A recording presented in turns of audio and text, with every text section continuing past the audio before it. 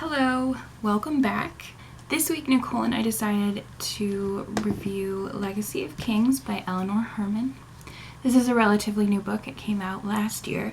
It's the first book in the Blood of Gods and Royals series, and the WB also picked it up to become a television series according to Eleanor Herman's website. So that's pretty cool. This book is young adult. It's historical fiction, fantasy, myth, folklore, action, and adventure. It's basically everything. Because of that, I think it's going to appeal to a lot of different people. Legacy of Kings is set in Alexander the Great's time during his teenage years. It deals with war and sacrifice and friendship and revenge is just a few of the many themes in the story. It centers around multiple characters who are all following their own storylines but who are interacting with each other's stories, so kind of, like real life.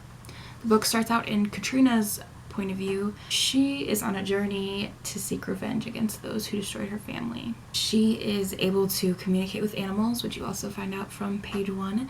It's pretty darn cool. She was raised as another main character, Jacob's foster sister. She is spunky and stubborn. She's feisty. She makes sometimes rash decisions. So she's pretty human. Next, we have Alexander, who will become, of course, Alexander the Great. He is working on proving himself to his father, who does not take him seriously at all.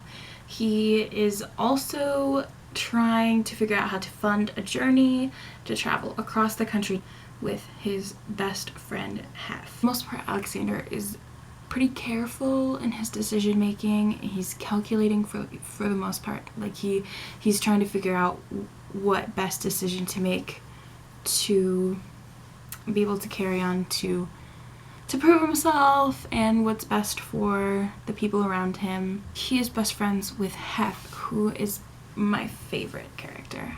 Next, we have Jacob, who I mentioned before. Jacob is Katrina's foster brother.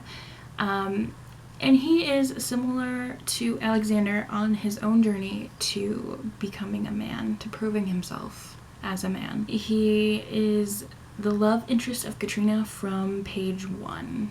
It's kind of that, we've known each other since we were young and we're best friends, so it obviously makes sense. That's like the kind of feeling I got from it.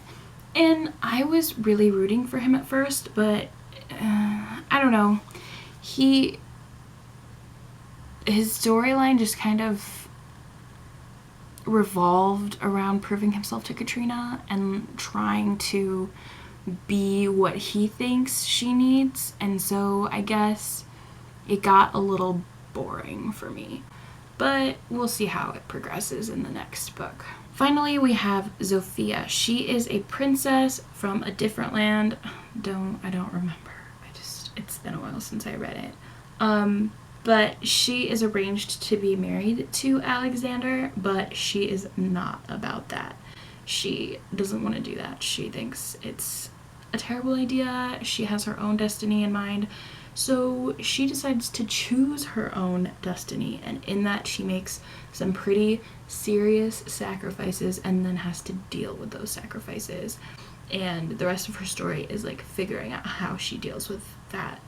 That is it for our main protagonists, I guess. There are a lot of protagonists in this book.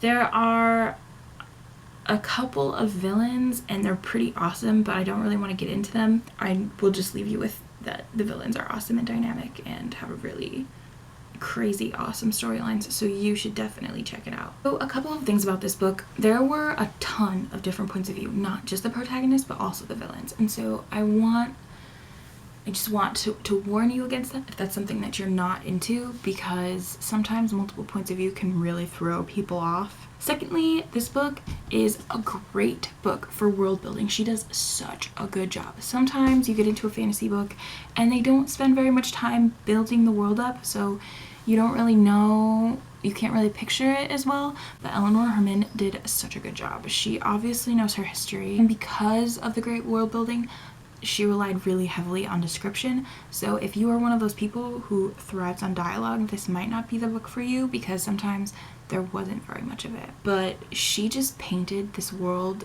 so vividly that I was just lingering on every word. I just loved it. It was like I was not sitting in my room reading anymore. I was there, and that is what you want from a good fantasy novel. It's what you want from any novel, but especially fantasy. So I guess I'll get into the grading. So first of all, readability, I give it a 5 out of 5, even though their names were tripping me up. 5 out of 5, like it's easy to read, it was good, I flew through it, even though it's kind of a long book, I just couldn't put it down, it was great. Character development, 5 out of 5 again. There were so many characters, but after I got to know them, after the first couple of chapters, I wasn't getting lost between their stories. I was able to follow them. They were developing, they were growing, they're already so much different. The characters are so much different now at the end of the book than they were at the beginning, and I think that's super important, especially with how many characters there were, even the villains. So much development. The plot, I give it a 4 out of 5 because it's not anything that's particularly new. It's a fictional twist on history, and the plot lines are nothing new really, like trying to prove yourself as a man, trying to seek revenge, nothing particularly new, but it didn't bore me, so I'm giving it a 4 instead of a lower number. Cover art, I'm giving it a 5 out of 5. This doesn't scream young adult novel to me, but I kind of like that about that. I kind of dig it. I love the sword, digging the blood, the big silver letters. It's just gorgeous, and this purple is on point. Writing style, I give it a 5 out of 5. Like I said, she's heavy on description. Loved it. I loved the vividness of her writing. I just thought it was all beautiful. And then enjoyment, 5 out of 5. I loved this book. There have been quite a few series lately that have gotten a lot more hype than this that I have started reading that I haven't really felt the need to push through after the first book.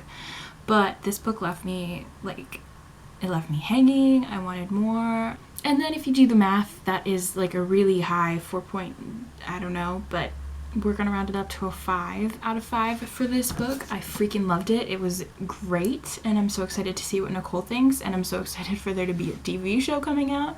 And I'm so happy that I read it before the TV show comes out, and yeah, that's it. Don't know what we're reading next week yet, but I'm sure you will find out before the next video goes up, and I will talk to you later. Thanks. Bye.